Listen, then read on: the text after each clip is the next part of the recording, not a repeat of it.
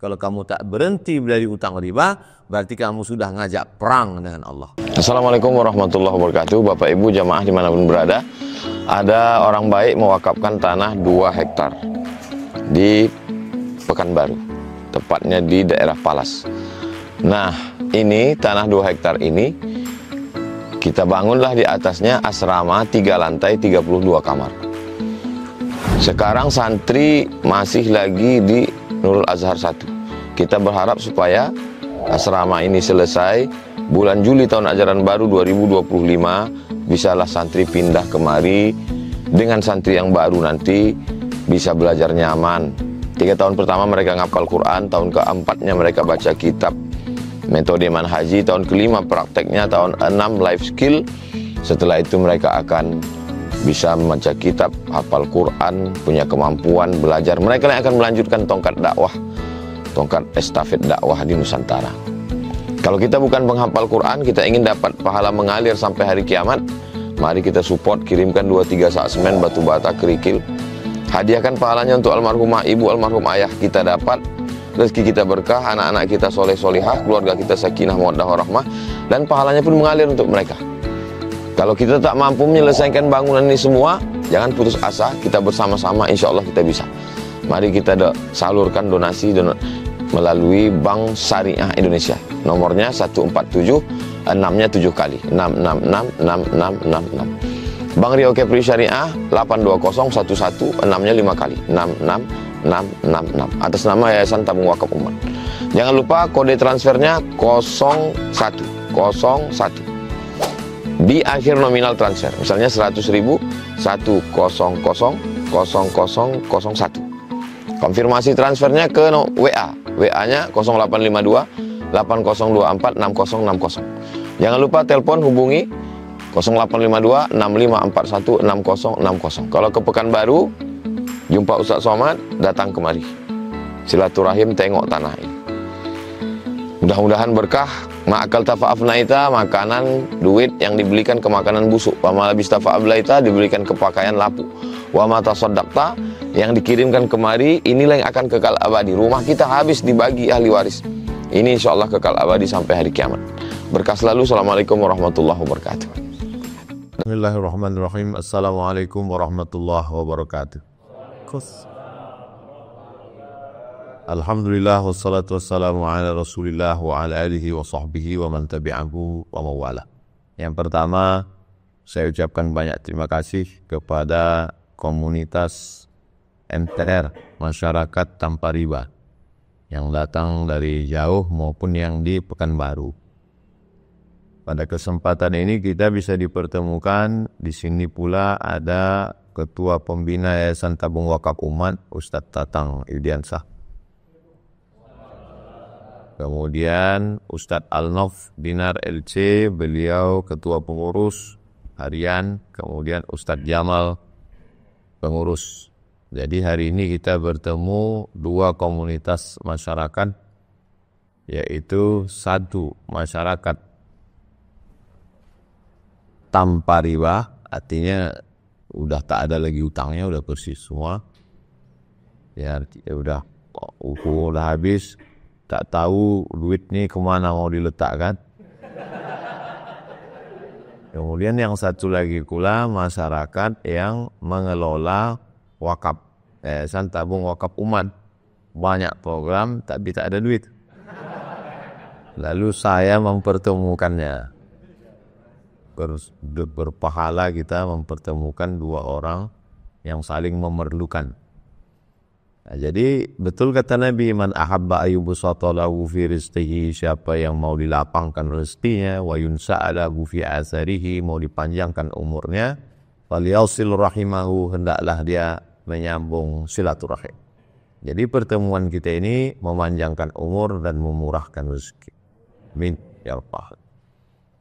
Kalau ada yang berpendapat rezeki tak bisa dirubah, umur tak bisa ditambah, maka kata Syekh Muhammad Mutawalli Asy-Sya'rawi dalam kitab Al-Fatawa Al-Kubra, maknanya berkahnya bertambah.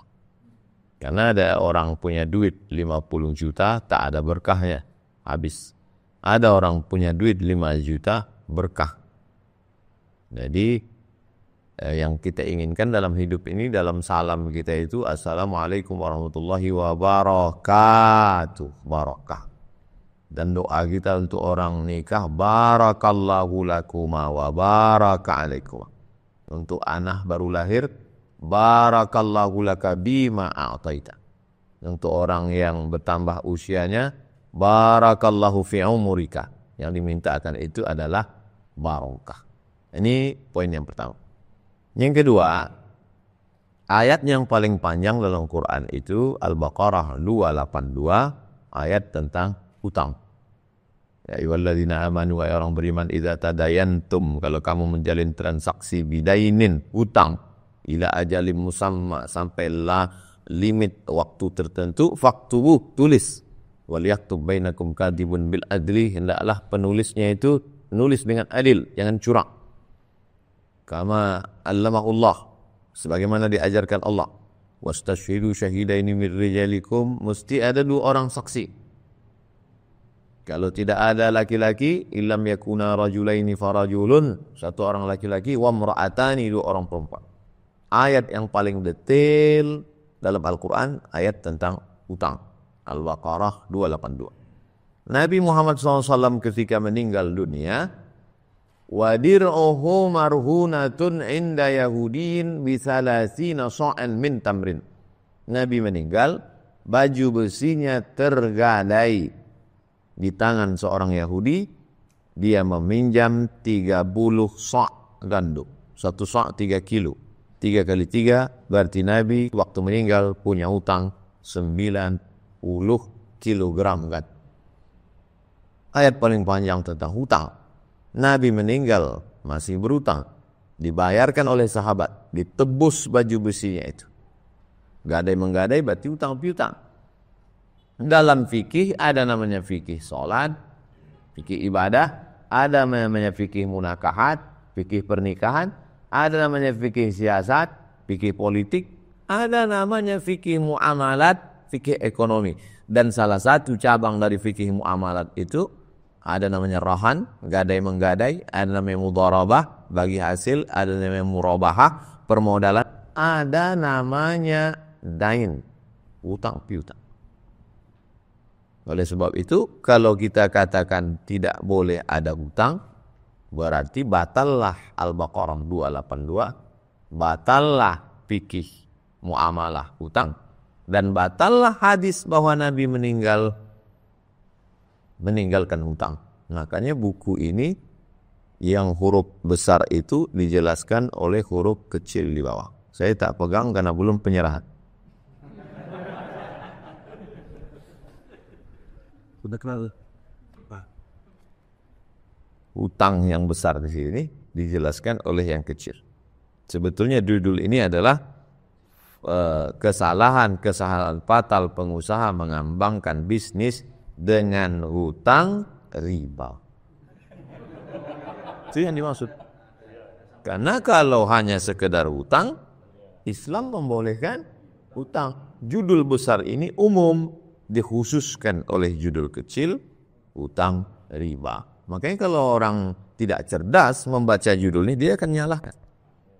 Nah, itulah untungnya punya ustadz cerdas. Judul ini menjebak. Judul ini menjebak.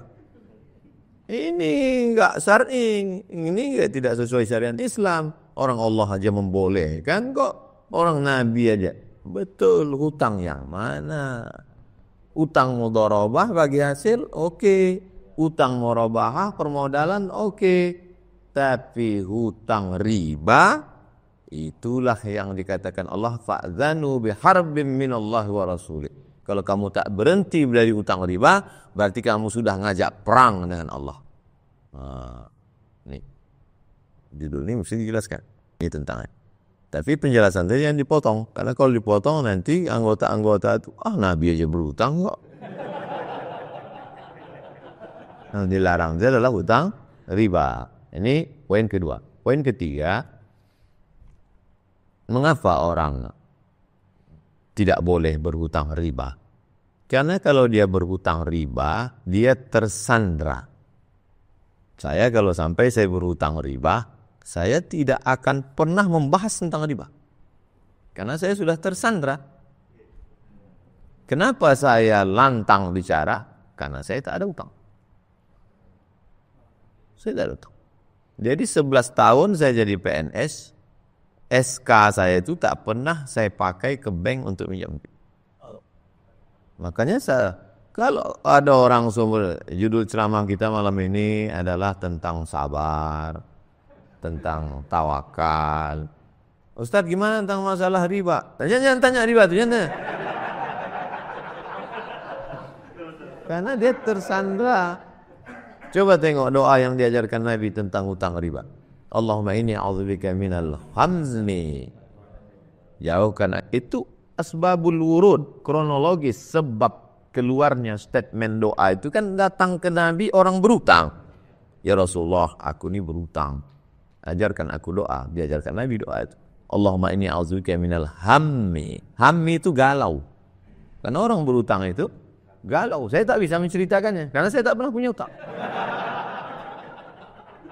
Maka yang bisa cerita itu adalah bapak-bapak tadi. Maka cerita mereka ini ditulis dalam sebuah buku. Buku itu cerita saja tanpa menjudge, menghakimi dan menghukumi orang. Biarlah orang berpikir tentang itu.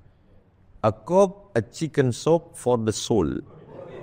Satu mangkok sop ayam untuk jiwa. Buku itu kalau kita baca, tidak ada mengajak orang, tak ada menyuruh orang, tak ada mengkomen orang. Dia hanya bercerita, dibiarkannya orang berpikir.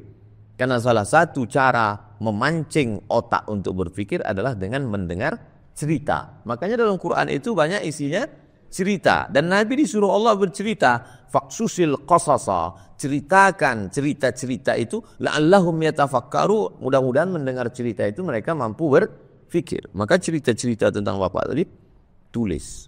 Keluarlah buku, akhirnya judulnya Cerita-cerita Utang. Dan sebagainya sudah ada di dalam. Poin ketiga ini yang mau saya jelaskan bahwa Allahumma inni a'udzubika minal hammi, jauhkan aku dari susah hati, galau. Wal hazan, kesulitan. Apa beda galau dengan hazan? Hammi, galaunya di dalam, tak nampak. Hazan, kesulitan-kesulitan. Sulit untuk dipercaya orang. Sulit. Wal ajzi, lemah. Karena orang kalau sudah dililit utang, lemah. Untuk menguatkan dirinya, pakai sabab. Mendekat ke pejabat, mendekat ke preman. Untuk menguatkannya. Hammi, wal hazan, wal ajzi, wal kasal. Malas. Wal jubni, pengecut. Wal bukhli, bakhil. Pelit. Kenapa? Utang banyak. Wa ghalabatid daini. Wa ghalabatid daini, lililit utang, ujungnya adalah wa qahrir rijal. Kalau orang dililit utang pasti dikuasai orang lain. Maka tersandra, terkunci mulut untuk bicara. Nah, ini tentang hikmah yang ketiga. Yang keempat, bahwa masyarakat ini kenapa dia berhutang? Ada satu memang dia utang untuk makan. Yang semestinya dia tidak berutang. Dia dibantu oleh badan amil zakat karena ada jatah dia 1/8 di situ. Innamas shadaqatu lil fuqara wal masakin. Jadi kalau sistem dalam ajaran Islam ini terlaksana, mereka sebetulnya tidak berutang. Tapi karena mereka hidup di tengah tidak dijalankannya ajaran Islam, maka mereka perlu hutang untuk makan. Kalau pilihannya dua, ngutang riba dengan mati, tidak boleh pilih mati. Ayatnya, la tulqu bi aidikum ila tahtukah. Jangan kamu jerumuskan dirimu dalam kebinasaan. Ini termasuk utang yang dibolehkan karena mereka darurat tingkat tinggi. Tapi ketika mereka berutang karena untuk hidup lebih, ini yang disebut dengan konsumtif. Mazhabnya konsumerisme. Isme artinya aliran. Aliran yang memang menjadi konsumen saja. Asal muasal konsumerisme ini adalah materialisme. Puncak dari materialisme itu adalah konsumerisme. Orang kalau sudah materi, maka dia ingin punya semua materi yang ada itu, tak sesuai dengan pendapatan, maka dia mesti berutang. Ingin punya mobil mahal, utang. Ingin punya rumah besar, utang. Ingin perhiasan istri kondangan besar-besar, 2. Kalau tak ngutang, beli imitasi. Utang. Jadi maka Ustadz mengajarkan di masjid, iqna bima qasamallahu laka takun aghnan nas. Merasa cukuplah engkau dengan pemberian Allah, maka kau orang yang paling berkecukupan. Qanaah. Itu makanya mesti bersinergi antara Ustadz fikih dengan Ustadz akhlak. 3 dalam kajian masjid itu jangan sampai kosong. Pertama akidah, yang kedua fikih. Ini fikih ini, masalah utang piutang halal, haram, makruh, mubah, sunat, sunan muakkad, rukun, syarat, wajib, itu fikih. Tapi di samping fikih itu ada akhlak. Haya, malu. Al-haya syu'batun minal iman. Malu itu bagian dari iman. Maka tak ada titik temu antara iman, kajian akidah, malu, kajian akhlak. Jadi orang ditanamkan akidahnya bahwa rezeki dijamin Allah, bahwa rezekimu lebih tahu di mana kau berada daripada engkau tahu di mana rezekimu. Bahwa rezeki itu kalau sudah punya engkau tak akan diambil orang. Alimtu anna rizqi la ya'khudhuhu ghairi. Aku tahu bahwa rezekiku tak akan mungkin diambil orang. Kata Imam Al-Hasan Al-Basri. Fatuma'anna qalbi. Maka tenanglah hatiku. Diyakinkan tentang rezeki. Wa ma min dabbatin fil ardi illa 'ala Allah rizquha. Segala yang melata di atas muka bumi ini dijamin Allah rezekinya. Itulah yang dapat menurunkan tingkat konsumtif tadi. Sehingga kalaupun dia berutang, bukan lagi utang untuk beli rumah, beli mobil baru, beli perhiasan, tapi hutangnya untuk usaha. Berutang untuk usaha dengan tidak riba, maka hasil dari usahanya itu tidak pula untuk konsumtif. Hasil usahanya itu untuk apa? Untuk membangun sekolah tahfiz gratis. Untuk menyekolahkan anak yatim, fakir, miskin, free, bebas biaya. Untuk menguliahkan ke kampus anak-anak kampung yang tak punya duit. Untuk membuatkan panti jompo supaya orang-orang tua jangan ngemis di pinggir jalan. Untuk menangkap semua anak-anak terlantar di lampu merah supaya disediakan kamar. Jadi keinginan-keinginan dia itu lagi tidak obsesinya dunia, tapi obsesinya sudah akhirat oriented, pandangan akhirat. Jadi ini perlu dijelaskan, karena kalau nanti menjelaskannya sepotong, jangan berutang. Nanti umat Islam ini tidak mau berusaha dan peluang itu diambil oleh orang lain dan itu dipakai untuk merusak umat kita, merubah akidah dengan berbagai macam program-program ekonomi. Itu yang mau saya luruskan. Sahabat-sahabat sekalian insya Allah sudah. Tapi orang yang tak faham dengan ini, nanti dibengkokkannya. Sedia baca, tatal tanpa utang. Kalau begitu tak usah berutang, tak usah berusaha. Makan tidur, mati. Tak bisa begitu. Ini pemahaman umat ini mesti diluruskan. Kemudian yang kelima, puncaknya, saya buat 5 saja sesuai rukun Islam. Puncaknya adalah bahwa ekonomi itu bagian dari ajaran Islam. Itu paling penting. Kata Nabi, coba sebutkan ibadah yang tak pakai ekonomi. Syahadat. Solat pakai ekonomi. Kenapa solat itu pakai ekonomi? Kalau solat tidak menutup aurat, solatnya tak sah. Membeli kain itu hukumnya wajib. Maka mencari duit untuk membeli kain hukumnya wajib. Malah yatimul wajib lebih fahuwa wajib. Puasa itu ada buka, ada sahur. Bagaimana orang mau makan sahur, mau buka puasa kalau dia tak ada duit? Meminta-minta dalam Islam tak boleh. Orang yang minta-minta di akhirat menghadap Allah, nanti wajahnya, daging kulit wajahnya berjatuhan, berguguran. Kenapa? Karena minta-minta, tak boleh minta. Haji, apalagi puncak dari ibadah Islam, dalam Islam ibadah haji, pakai duit. Konsumsi, transportasi, akomodasi, semua pakai duit. Syahadat Pak Ustaz, syahadat mana ada pakai duit? Orang bisa syahadat itu kan karena habis makan. Coba kalau tak makan 2 hari 2 malam. Cuma ash. Makanya kalau orang cerdas, kalau dia dengarlah hadis-hadis Nabi itu. Apa kata Ustaz membacakan hadis? Man bana masjidan banallah mithlahu baitan fil jannah. Siapa yang bangun masjid, Allah bangunkan satu tempat untuk dia di surga. At-tajirus saduqul amin, pedagang bisnismen yang jujur dan amanah. Wa'an nabiyyin, bersama para nabi, wassiddiqin, wasyuhada, wassalihin. Jadi kalau dia renung itu, oh kalau gitu yang masuk surga itu orang kaya-kaya aja semua. Kalau begitu saya mesti kaya, saya mesti mapan secara ekonomi. Nah oleh sebab itu maka 5 poin ini itu baru mukaddimahnya aja. Adapun berikutnya nanti tentu kita akan ketemu di momen yang lain. Ada acara seminar atau di kota lain, bisa jadi nanti di Solo, bisa jadi di tempat lain. Kita lanjutkan dialog-dialog menjelaskan dakwah ini bukan ceramah, tapi ceramah adalah bagian dari dakwah. Jadi kalau ada alumni Timur Tengah pulang enggak ceramah, jangan bilang, oh dia kok enggak berdakwah. Dia berdakwah lewat aspek lain. Mungkin dia bisnis. Bupati itu enggak perlu ceramah. Bupati itu dakwahnya dengan mengeluarkan peraturan zakat potong atas.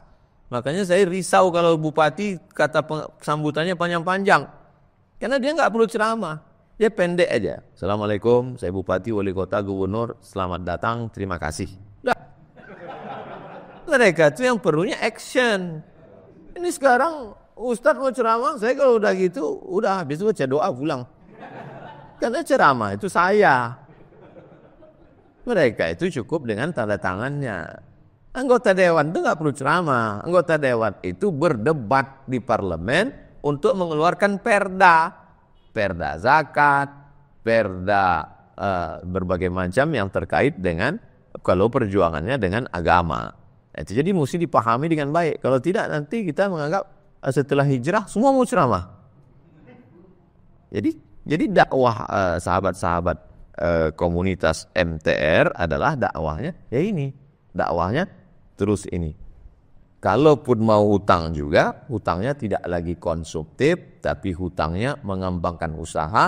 Pertama, hutangnya itu hutang yang halal, bukan riba. Yang kedua, hutangnya itu tidak lagi untuk keinginan obsesi pribadi, tapi untuk akhirat oriented. Membangun pondok pesantren gratis. Nah itu hasil-hasil ke depan. Saya berharap, saya bermimpi, saya berdoa, mudah-mudahan komunitas ini mampu menyelamatkan umat lebih banyak lagi dari riba-ribanya insyaallah. Ala hadhihi niyyah al-Fatihah. A'udzubillahi minasyaitonir rajim. Bismillahirrahmanirrahim. Alhamdulillahirabbil alamin arrahmanir rahim maliki yaumiddin. Iyyaka na'budu wa iyyaka nasta'in ihdinas siratal mustaqim. Shiratal ladzina an'amta 'alaihim ghairil maghdubi 'alaihim waladdallin. Amin. Allahumma shalli ala sayyidina Muhammad wa ala ali sayyidina Muhammad. Allahumma inna na'udzubika minal hammi wal hazan. Jauhkan kami dari susah hati dan kesulitan. Wal ajzi wal kasal. Lepaskan kami dari sifat lemah dan malas. Wal jubni wal bukhul. Selamatkan kami dari sifat pengecut dan pelit. Wa dala'id daini wa ghalabatir rijal. Jangan sampai kami dililit hutang dan dikuasai orang lain karena hutang itu. Allahumma syrah sudurana, lapangkan dada kami. Wa yassir umurana, mudahkan urusan kami. Waja'alna minar rasyidin, jadikan kami orang-orang yang lurus dalam berpikir, berbicara, bertindak dan berbuat. Allahumma rzuqna rizqan halalan thayyiban mubarakan fi. Berikan kami rezeki yang halal yang barakah supaya kami bisa menolong agamamu dengan harta kami ya Allah. Allahumma aghnina bihalalika an haramik. Cukupkan kami dengan yang halal sehingga kami tak perlu lagi mencari-cari yang haram. Allahumma dafa'an al-ghala wal waba wal fahsya wal riba wal zina. Selamatkan kami, negeri kami, bangsa kami dari malapetaka, bencana, musibah, riba, zina, narkoba, wabah, bil khusus wabah COVID ini segera berakhir supaya usaha bisa maju ya Allah.